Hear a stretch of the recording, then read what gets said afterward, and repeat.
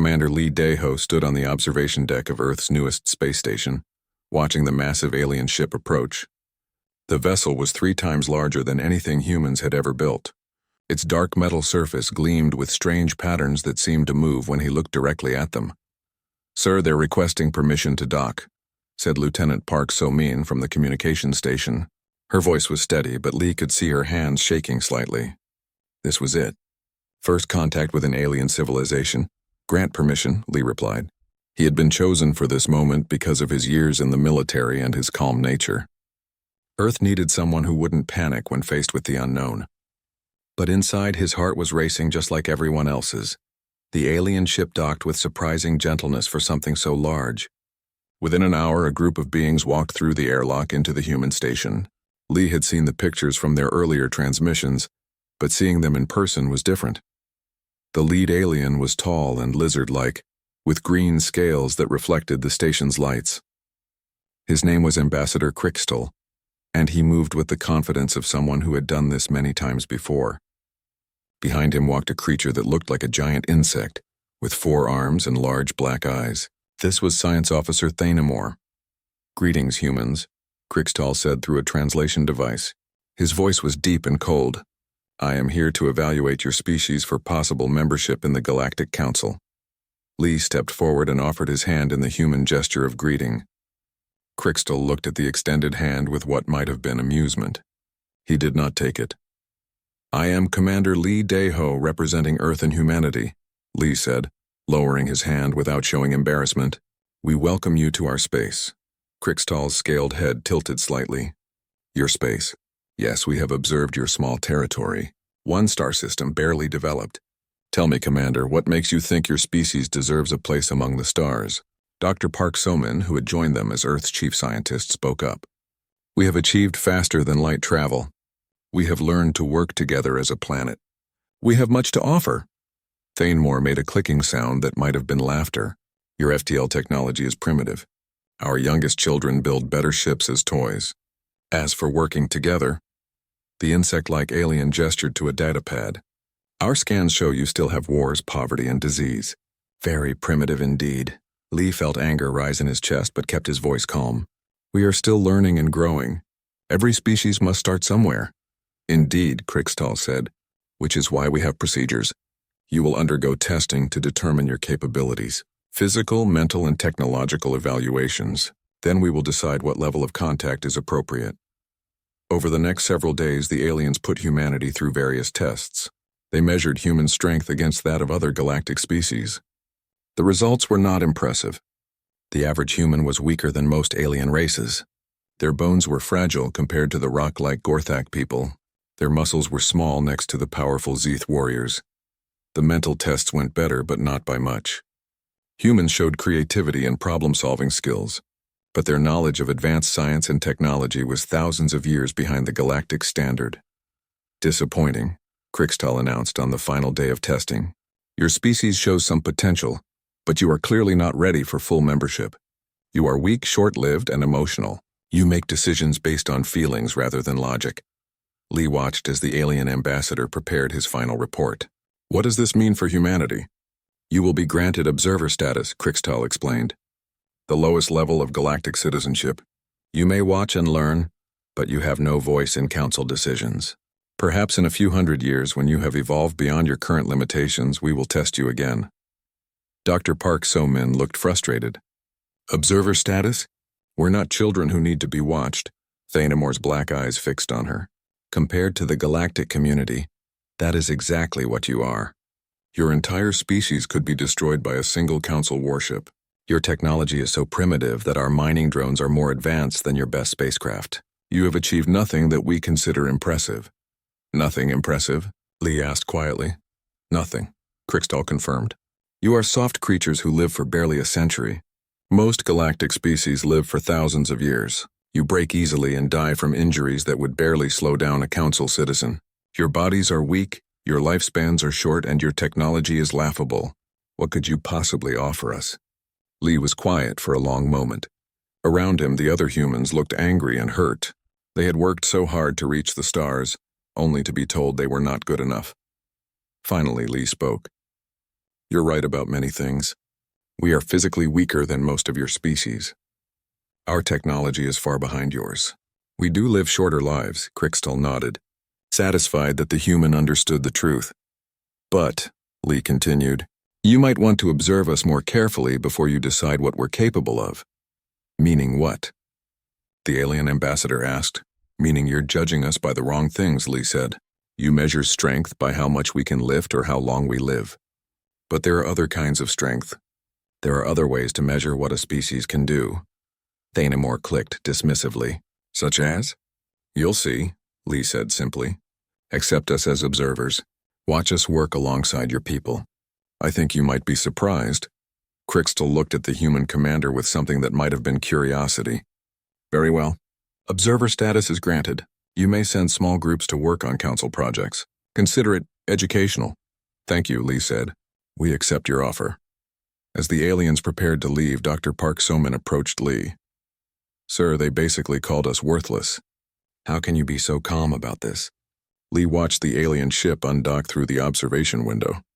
Because they're measuring us by their standards, not ours. They think being weak means being worthless. They think dying easily means we can't accomplish anything important. Don't we? She asked. Lee smiled for the first time since the aliens had arrived. Dr. Park, in all your studies of human history, what have you learned about our species? She thought for a moment. That we're stubborn. That we don't give up easily. That we find ways to survive things that should kill us. Exactly, Lee said. They think our weakness makes us useless. But they've never seen what humans do when we're pushed to our limits. They've never seen us refuse to quit when everything looks hopeless. Dr. Park began to understand. You think we'll prove them wrong? I think, Lee said, watching the alien ship disappear into the darkness of space. They have no idea what they just invited into their galaxy. They wanted observers? We'll observe. We'll learn. And when the time comes, we'll show them what human weakness really looks like. The first contact was over. Humanity had been judged and found wanting. But Lee Daeho knew something the aliens didn't.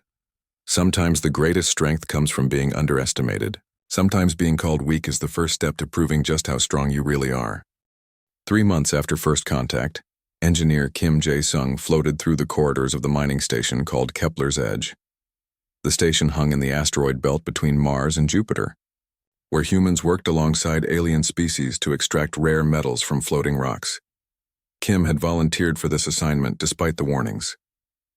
The other species treated humans like children who might hurt themselves with the big boy tools.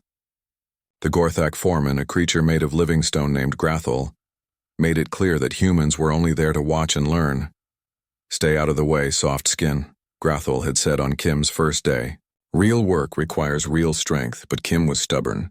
He studied the alien mining equipment until he understood it better than some of the aliens.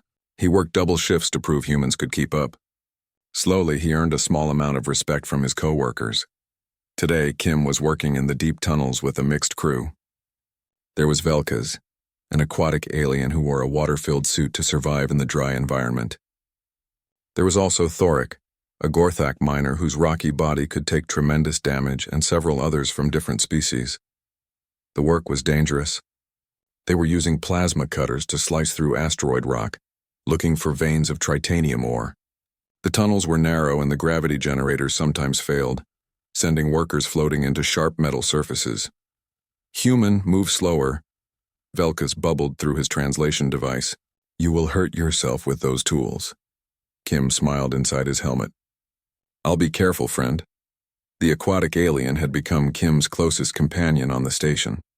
Velkas was the only one who treated him as an equal rather than a liability.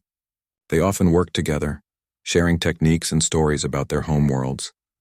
Careful is good, Velkas agreed, but I think you humans are tougher than others believe. What makes you say that? Yesterday I saw you bump your head on that metal beam. The impact would have stunned most species for hours. You just rubbed the spot and kept working. Before Kim could respond, an alarm began blaring throughout the tunnel system. The lights changed from white to red, and automated voices began speaking in multiple alien languages. Structural failure in Sector 7, came the translation. All workers evacuate immediately. The ground beneath them shook violently. Somewhere deeper in the tunnels, something had gone very wrong. Kim looked at his crew and saw fear in their eyes. Even Thoric, whose stone body could survive almost anything, looked worried. "We need to get out of here," Thoric rumbled. They began moving toward the exit, but the shaking got worse. Chunks of rock fell from the ceiling. The artificial gravity flickered on and off, making it hard to keep their footing. Then it happened. A massive support beam, weakened by the vibrations, broke free from the ceiling. It came down like a giant hammer, blocking their path to safety. At the same time, toxic gases began pouring from broken pipes in the walls. "We're trapped," Velkas said, his voice filled with panic. Kim activated his emergency scanner and checked the tunnel around them. The readings were bad, very bad. The beam blocking their exit weighed several tons. The toxic gases would kill them within an hour, even with their protective suits. "There has to be another way out," Kim said. "No," Thoric said sadly. "This tunnel only has one exit. The gases will reach lethal levels soon. We should prepare for death." Kim stared at the alien. "Prepare for death? Are you serious?" "It is the way," Thoric explained. "When death becomes certain, we accept it with dignity. Fighting the inevitable only causes suffering." The other aliens began a ritual that Kim had heard about but never seen. They sat down and began speaking quiet words in their native languages. They were preparing to die. "No," Kim said firmly. "This is not how this ends." He began examining the fallen beam more carefully. It was huge, yes, but it had landed at an angle. There might be a small gap underneath it, just big enough for one person to crawl through. "Human, what are you doing?" Velkas asked. "I'm getting us out of here." Kim attached his plasma cutter to a portable power pack and began working on the beam. The metal was thick and strong, but every type of metal had weak points. He just had to find them. The toxic gas levels were rising. Kim's suit began warning him that the filters were becoming overwhelmed. His head started to feel light and dizzy, but he kept cutting. "Kim, stop," Velkas pleaded. "You're killing yourself for nothing. The beam is too thick. You don't have enough time." "Watch me," Kim said through gritted teeth. He cut for 20 minutes, then 30. His hands were shaking from the toxic exposure. His vision was getting blurry, but slowly, very slowly, he was making progress. Then disaster struck again. A piece of falling rock hit Kim in the back, and the impact drove him forward into the sharp edge of the beam he was cutting. The metal sliced through his suit and deep into his chest. The other aliens watched in horror as Kim collapsed. Blood was flowing from the wound, mixing with the toxic gases around them. By their standards, he was dead or dying, but Kim wasn't dead. He was hurt, yes, but he had been hurt before. He grabbed the emergency medical kit from his belt and sprayed the wound with instant seal foam. The bleeding stopped. "Impossible," Thoric whispered. "That injury should have killed you instantly." Kim stood up, swaying slightly from blood loss and gas poisoning. "Takes more than that to stop a human." He went back to cutting. His movements were slower now, less precise, but he didn't stop. The other aliens watched in amazement as this small, weak creature continued working despite injuries that would have killed most of them. Finally, after what felt like hours, Kim cut through enough of the beam to create a narrow opening. It was barely wide enough for one person, and the sharp edges made it dangerous to crawl through. "I'll go first," Kim said. "If I make it through, I can get help for the rest of you." "The edges will cut you to pieces," Velkas protested. "Maybe," Kim admitted. "But maybe not." He squeezed into the opening. The sharp metal scraped against his suit and tore new holes in the fabric. More toxic gas poured in, and Kim felt his consciousness starting to fade. His heart was beating irregularly from the poison and blood loss, but he kept moving. Centimeter by centimeter, he crawled through the gap. The metal cut him again and again, but he refused to stop. Behind him, he could hear the other aliens praying for his soul. Kim made it halfway through the gap when his heart stopped. The sudden cardiac arrest was caused by the combination of toxic gas, blood loss, and physical stress. For 30 seconds, Kim Jae-sung was clinically dead. His brain stopped receiving oxygen. His body went limp in the narrow space between the beam and the tunnel floor. Then his heart started beating again. Kim's eyes opened. He was still alive, still trapped in the metal gap, but alive. He resumed crawling. 5 minutes later, he emerged on the other side of the beam. He was covered in blood, poisoned by toxic gas, and had been dead for half a minute. But he was standing. Kim activated his emergency communicator and called for help. Within an hour, a rescue team had cleared the beam and evacuated all the trapped workers. Later in the medical bay, Velkas floated beside Kim's bed. The human was connected to several alien medical devices, but he was conscious and talking.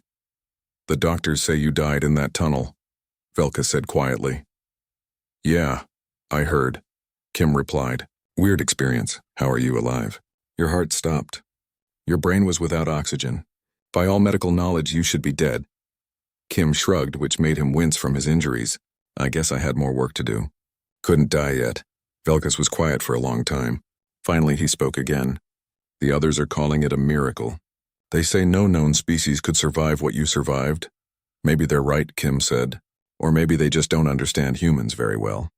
Word of the incident spread quickly through the station.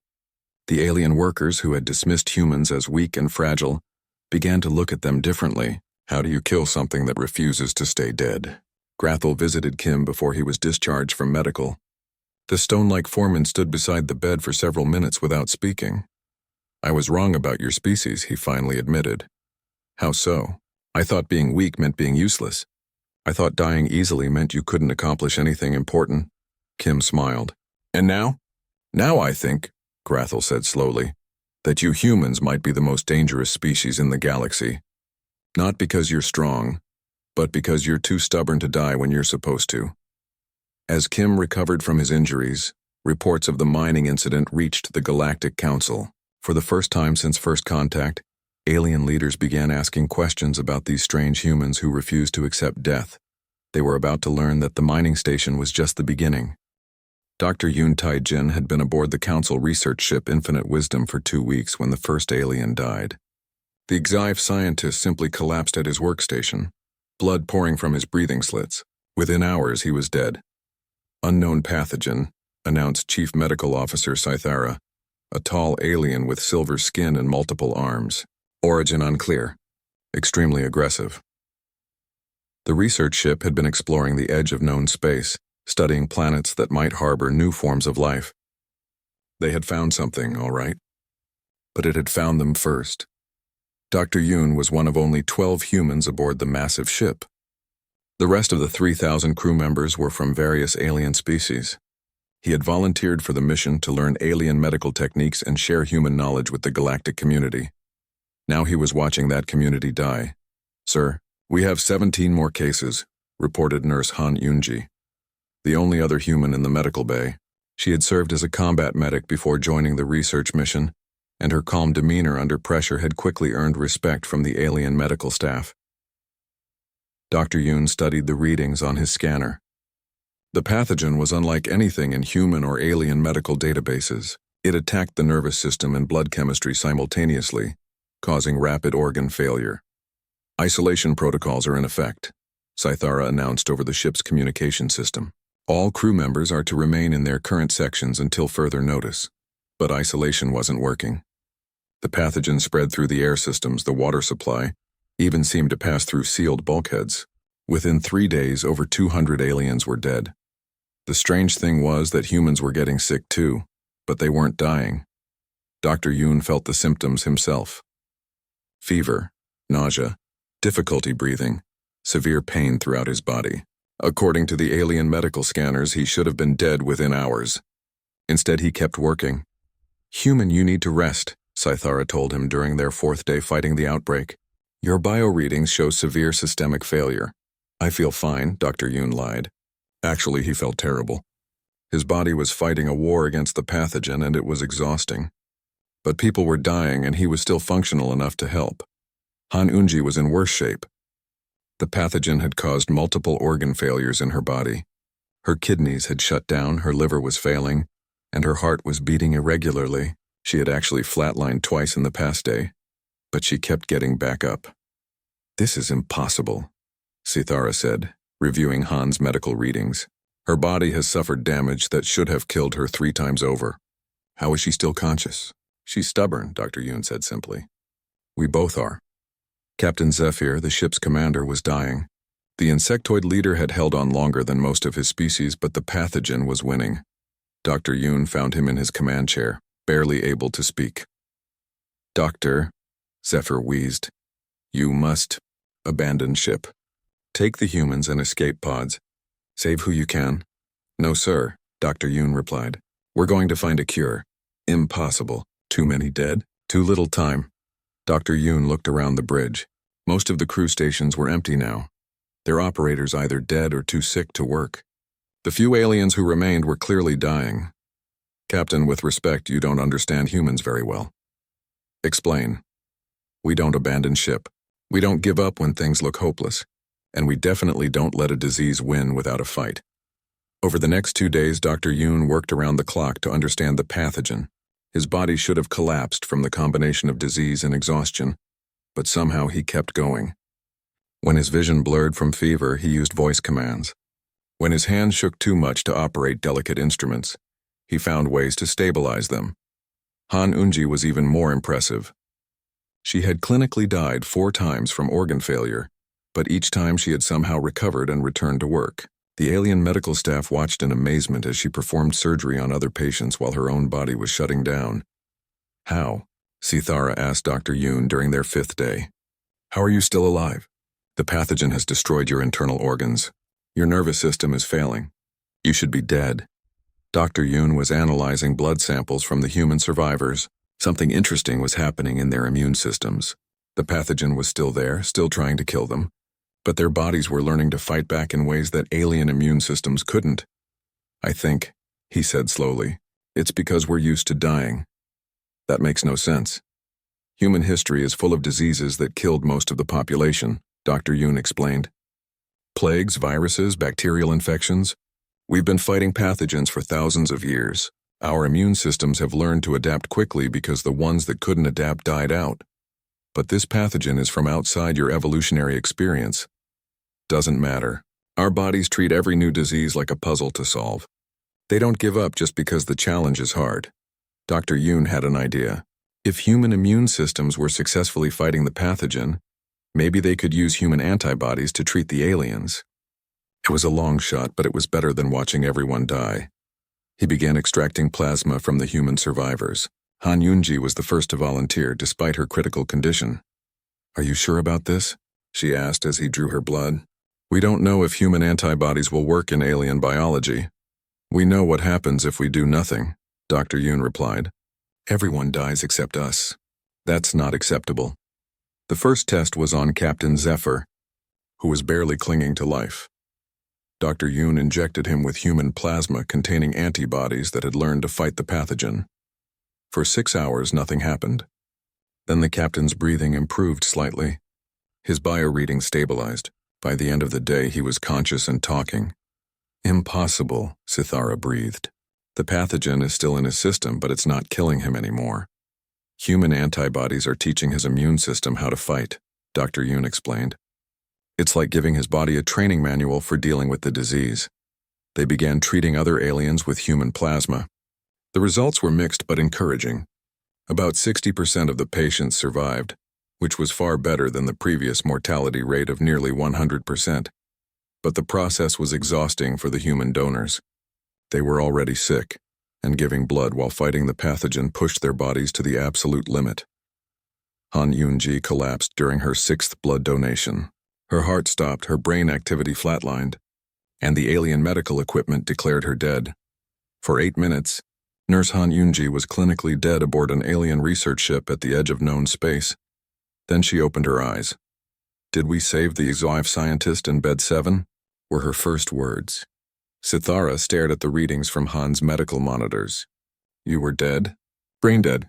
Your cellular activity had stopped completely. Yeah, I remember, Han said, sitting up slowly.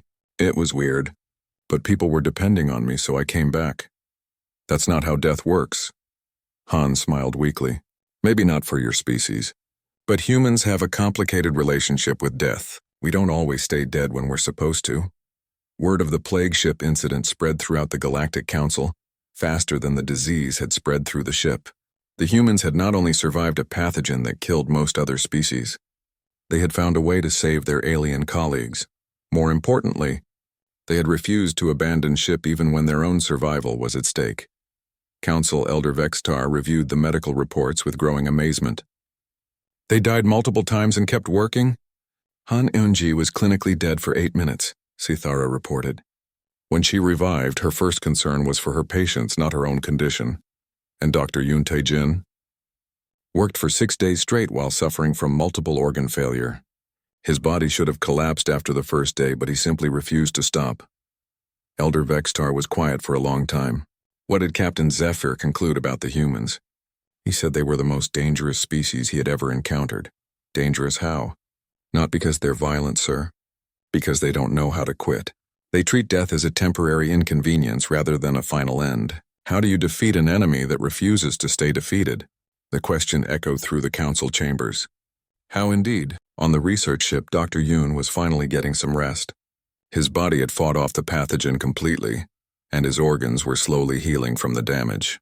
Hanyunji was recovering as well, though she still had episodes where her heart stopped for a few minutes. "Doctor," Captain Zephyr said, visiting him in the medical bay, "I owe you and your species an apology." "For what, sir?" "We judged you by the wrong standards. We thought your physical weakness made you inferior. We never considered that your greatest strength might be your refusal to accept defeat." Dr. Yoon smiled. "Most species think death is the end of the story. For humans, it's usually just the end of a chapter."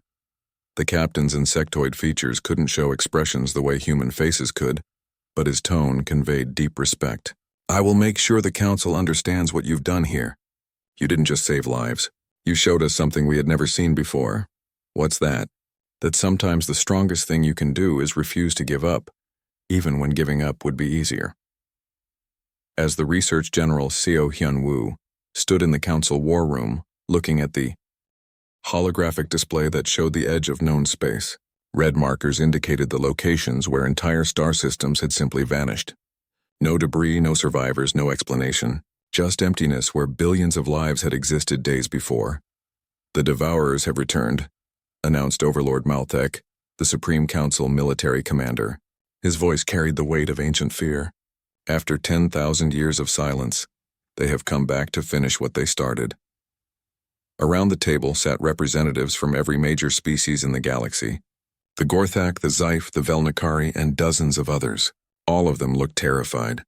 Only the humans seemed calm. "What exactly are these Devourers?" asked Captain Nam Yu-jin, the human fleet commander. She had been chosen to represent Earth's military forces due to her reputation for completing impossible missions. "Death itself," Malthek replied. "They are ancient beings who consume entire worlds. Their technology dissolves matter at the molecular level. Their ships appear from dark space without warning, destroy everything in a system, then disappear again." "How did the Council survive them before?"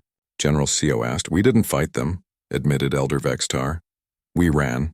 We evacuated entire sectors of space and hoped they would move on to other galaxies. Eventually they did.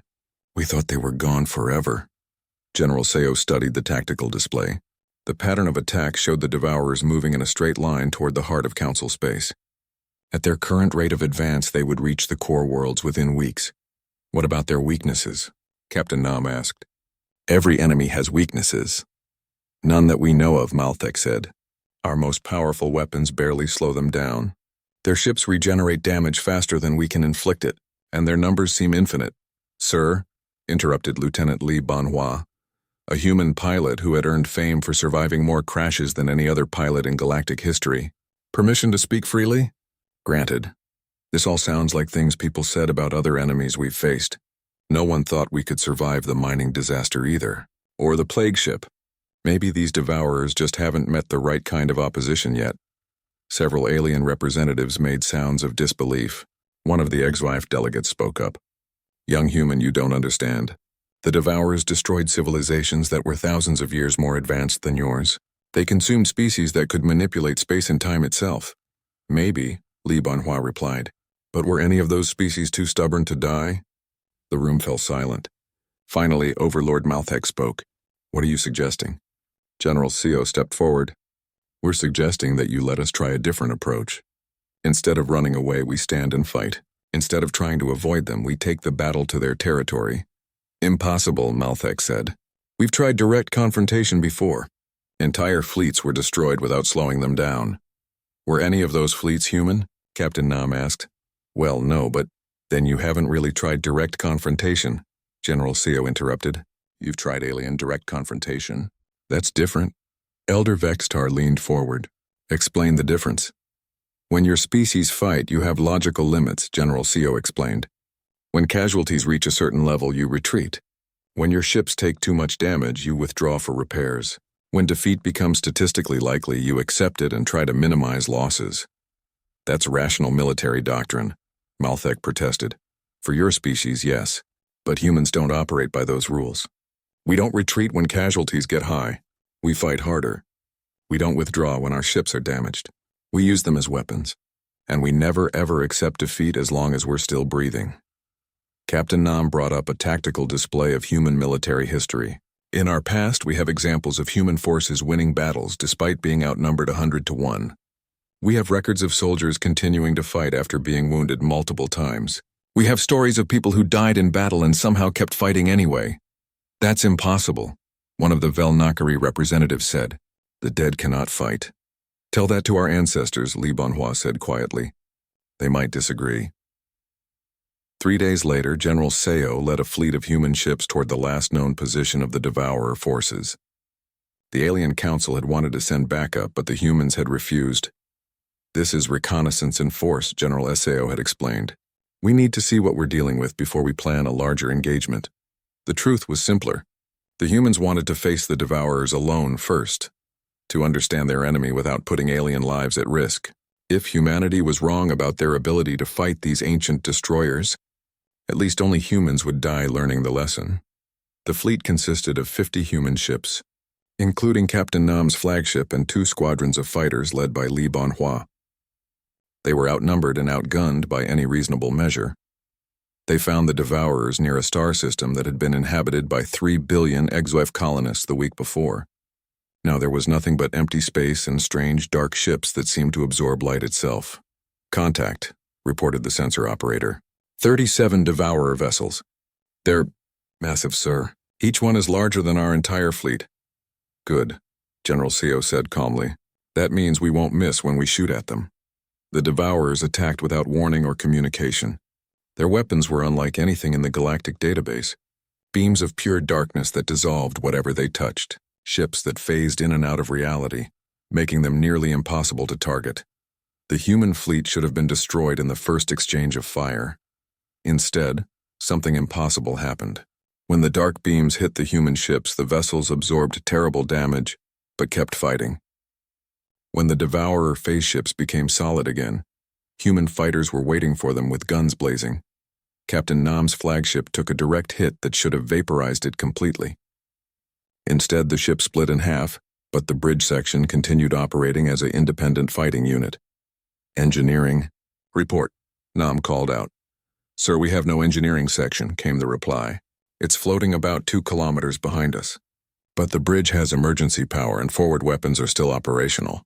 Then keep shooting. Li Bonhua's fighter squadron was performing miracles of its own. When his ship was destroyed by Devourer fire, he ejected and somehow managed to land on one of the enemy vessels. Within minutes, he had stolen a Devourer fighter craft and was using it against its former owners. How was he flying their ship? Asked the communications officer. Because he's Li Bonhua, General Seo replied, as if that explained everything, and because it never occurred to him that he couldn't. The battle lasted for 14 hours. By the end, 38 human ships had been destroyed or crippled beyond repair. By all logic, the fleet should have been wiped out, but 12 human ships were still fighting. More importantly, they had destroyed 6 Devourer vessels and damaged dozens of others. For the first time in 10,000 years, someone had hurt the Devourers and lived to tell about it. The surviving Devourer ships retreated into dark space, leaving behind wreckage that the humans quickly began analyzing. Impossible, came the transmission from the Council's monitoring station. The Devourers have never retreated from battle, never. General Seo looked around his damaged bridge. Half his crew was dead or wounded. His ship was barely holding together and they were stranded in enemy territory, but they had accomplished something that no other species had managed in galactic history. Sir, reported the science officer, we're detecting massive Devourer fleet movements throughout this sector. They're converging on our position. How many ships? Thousands, sir. Maybe tens of thousands. General Seo smiled grimly. Good. That means we got their attention. Captain Nam's voice came over the communication system from her half-destroyed flagship. General, what are your orders? We wait for them to come to us, General Seo replied. And then we show them what happens when they pick a fight with a species that doesn't know how to lose. In the depths of space, ancient beings that had never known fear were experiencing it for the first time. These humans fought like nothing they had encountered before. They didn't retreat when they should. They didn't die when they were supposed to. And worst of all, they seemed to get more dangerous the more damage they took. The Devourer Prime, oldest and most powerful of their kind, studied the reports from the battle with growing unease. For 10 million years, they had consumed galaxies by simply overwhelming resistance with superior numbers and technology. But these humans appeared to have a different relationship with defeat. Instead of being discouraged by massive casualties, they seemed to be inspired by them. Instead of fleeing when their ships were destroyed, they found ways to keep fighting. How do you defeat an enemy that treats destruction as motivation rather than discouragement? The Devourer Prime was about to find out that the battle at the edge of space was just the beginning. The humans were coming, and they were bringing their most terrifying weapon: the absolute refusal to accept that anything was impossible. In the damaged human fleet, as emergency repairs continued around the clock, General Seo prepared for the fight of their lives. They were outnumbered 1,000 to 1 by an enemy that had never been defeated. For humans, those were excellent odds. Admiral Park Junho floated in the command center of the human fleet, watching as thousands of Devourer ships emerged from dark space around them. The enemy vessels were massive, dark constructs that seemed to bend light and space around them. Each one was easily 10 times larger than the biggest human ship.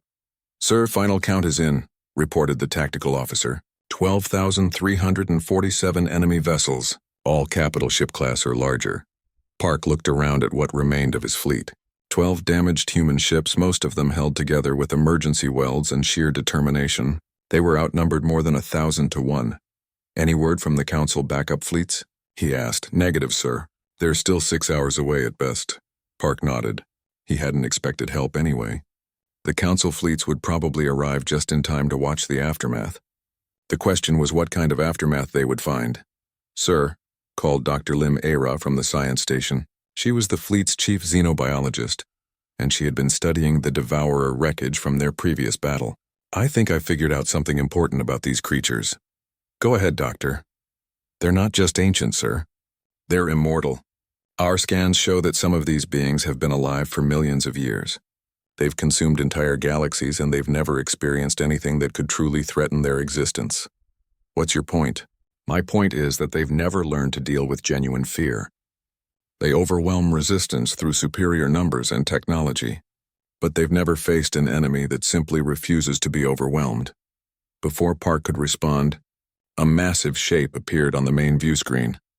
It was larger than any ship they had seen before, a dark construct that seemed to devour the light of nearby stars. This was clearly the flagship of the Devourer fleet. A communication signal came through, translated by their systems into human language. The voice that spoke was ancient beyond measure, cold and patient as the void itself. "Small creatures," the Devourer Prime said. "You have fought well for your kind. You have achieved something no species has managed in 10 million years. You have actually harmed us." Admiral Park activated the return transmission. "Just getting started." "Indeed. That is why I have come personally to end you. I am the first and greatest of my kind. I have consumed civilizations that could reshape matter with their thoughts. I have devoured species that could travel between dimensions at will. You are impressive for primitives, but you are still primitives." "Maybe," Park replied. "But we're primitives who are too stupid to know when we're beaten." The Devourer Prime was silent for several moments. "You will learn." The battle began with the arrival of weapons that human science could barely comprehend. Beams of pure entropy that aged matter to dust. Gravity bombs that created localized black holes. Space itself began to twist and tear under the assault. The human ships scattered and used every desperate tactic they could think of. Captain Nam, still commanding from the front half of her destroyed flagship, rammed her ship directly into a Devourer cruiser. The impact destroyed both vessels, but it proved that the enemy ships could be hurt. Li Banhua was performing impossible feats in his stolen Devourer fighter. He had somehow learned to fly the alien craft better than its original owners, using its weapons and stealth systems to strike at enemy weak points before disappearing again. But even human stubbornness had limits. One by one, the human ships were being overwhelmed. 3 ships destroyed, then 5, then 8. The survivors were running out of ammunition and options. That's when Sergeant Oh Dong-hyuk made his first impossible return from death. The Marine had been leading a boarding party when his ship was destroyed. He should have died in the vacuum of space, but somehow he managed to survive long enough to reach another Devourer vessel. The aliens found him floating near their hull, apparently dead from exposure. When they brought him aboard for study, he opened his eyes and began fighting. "Sir, we're getting reports from the enemy ships," the communications officer announced. Something about dead humans coming back to life and attacking from the inside. Admiral Park smiled grimly. "Sergeant O?" "Yes, sir. He's been reported killed 3 times now, but he keeps showing up on different enemy ships." The Devourer Prime was watching these developments with growing unease. These humans were fighting in ways that defied everything he understood about organic life. They continued functioning after taking damage that should have shut down their nervous systems. They fought with weapons that were clearly inadequate, but somehow found ways to make them effective. Worst of all, they didn't seem to understand that they were supposed to be afraid. "How many ships remain?" the Prime asked his subordinates. 11,914. "Prime, we have lost over 400 vessels to 12 primitive ships. For a being that had lived for millions of years, this was incomprehensible. They should have crushed this tiny fleet in minutes. Instead, the battle had been raging for 6 hours and they were still taking casualties." "Sir," Dr. Lim called from her station, "I'm detecting something strange about the Prime's ship. It's not just a vessel. It's actually the Prime itself. The entire construct is a living being." Admiral Park studied the readings. "You're saying that thing is the actual Devourer Prime?" "Yes, sir. And I think I know why they've been so successful for so long. They don't just win battles through technology. They win them through pure psychological intimidation. Most species surrender when they realize they're facing an immortal enemy that can't be killed. But we're not most species, sir. We've been fighting impossible odds our entire history. We don't surrender just because the enemy seems invincible." Park nodded slowly. "Doctor, is there a way to actually kill something that old and powerful?" "Maybe, sir. But it would require getting very close to the Prime itself. Close enough to deliver a weapon directly into its core. That's a suicide mission." "Yes, sir. Definitely." Park looked around his damaged bridge. His crew was exhausted, wounded, and outnumbered beyond all reason. Any sane military commander would have surrendered hours ago. "Communications. Open a channel to all remaining ships." "Channel open." "Sir. All ships, this is Admiral Park. We have one chance to end this. I need volunteers for a mission that will definitely get you killed. Anyone interested?" Every single human ship responded immediately. "Volunteers ready, sir." The plan was simple and completely insane. The remaining human ships would combine their remaining power sources to create a massive explosion. They would fly directly into the Devourer Prime and detonate everything they had. The Prime watched in amazement as the human ships began moving toward him in a tight formation. They were clearly planning to sacrifice themselves in a final attack. "This is pointless," the Prime announced over the communication channel. "You cannot harm me with such primitive tactics. I have survived the death of stars. What can your small ships possibly do to me?" Admiral Park's voice came back calm and steady. "You're about to find out." The human ships accelerated toward the Prime, absorbing devastating fire from the surrounding Devourer fleet. One by one, they were destroyed, but the survivors kept coming. When they were destroyed down to just 3 ships, something unexpected happened. The wreckage of the destroyed human vessels didn't drift away like normal debris. Instead, it continued moving toward the Prime, pulled along by the momentum and determination of the crews who refused to stop fighting, even after their ships were gone. The Prime suddenly understood what was happening. These humans weren't just attacking with their ships. They were attacking with their refusal to accept defeat. Even dead, their weapons continued firing. Even destroyed, their ships kept moving forward. "Impossible," the Prime whispered. Admiral Park's ship was the last one intact when they reached the Prime's hull. The massive construct tried to phase into another dimension to escape, but the human admiral had anticipated this. "Doctor, now would be a good time for that scientific breakthrough." Dr. Lim activated a device she had built from salvaged Devourer technology. It created a field that locked the Prime into normal space, preventing its escape. "You cannot do this," the Prime said, and for the first time in millions of years, there was fear in its voice. "I am eternal. I am beyond death."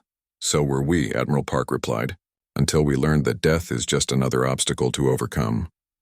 The explosion that followed could be seen from the edge of the galaxy. When it faded, the Devourer Prime was gone. The remaining Devourer ships, suddenly leaderless and facing an enemy that had just killed their immortal god, fled back into dark space. The Council rescue fleet arrived 30 minutes later to find empty space where the greatest battle in galactic history had taken place. There were no human ships left, no survivors floating in escape pods. For several hours, the Council commanders assumed that all the humans had been destroyed along with their enemy. Then they detected a faint signal from the wreckage. "This is Sergeant Oh Dong-hyuk. Is anyone out there?" The Marine had somehow survived the destruction of the entire fleet. When they found him, he was floating in a piece of debris that had once been part of Admiral Park's ship, still wearing his damaged armor and carrying his weapon. "Sergeant, how are you alive?" asked the Council rescue commander. "Don't know, sir. I was dead for a while there, but I had a job to..."